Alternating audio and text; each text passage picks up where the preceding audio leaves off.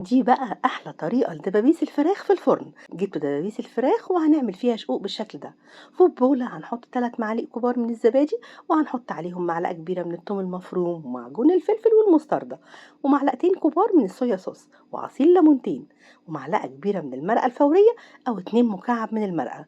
والتوابل اللي هنحطها هكتبها لكم كلها تحت الفيديو. وهنقلب بقى الكلام ده كله مع بعضه، وبعدين نضيفه على الفراخ، وهنضيف كمان عليهم ربع كوباية من زيت الزيتون، ونقلب الفراخ كويس قوي مع التتبيلة، ونغطيها ونسيبها في التلاجة تتشرب شوية من التتبيلة. بعدين هنجيب صينية مدهونة كويس ونرص فيها قطع الفراخ، وندخلها فرن ساخن على درجة 200. وهنجيب طاسة ونحط فيها معلقتين كبار من الزبدة، وننزل عليهم بنص كوباية من الباربيكيو صوص، وربع كوباية من الكاتشب الحار، وربع كوباية من العسل الأبيض، ونقلبهم مع بعض. وأول ما يسخنوا نطفي عليهم على طول، نشيل جزء من الصوص على جنب، ونقلب الفراخ في بقية الصوص. ولو حابين في الآخر تعملوا لها فحمة سخنة تاخد من ريحة الشوي،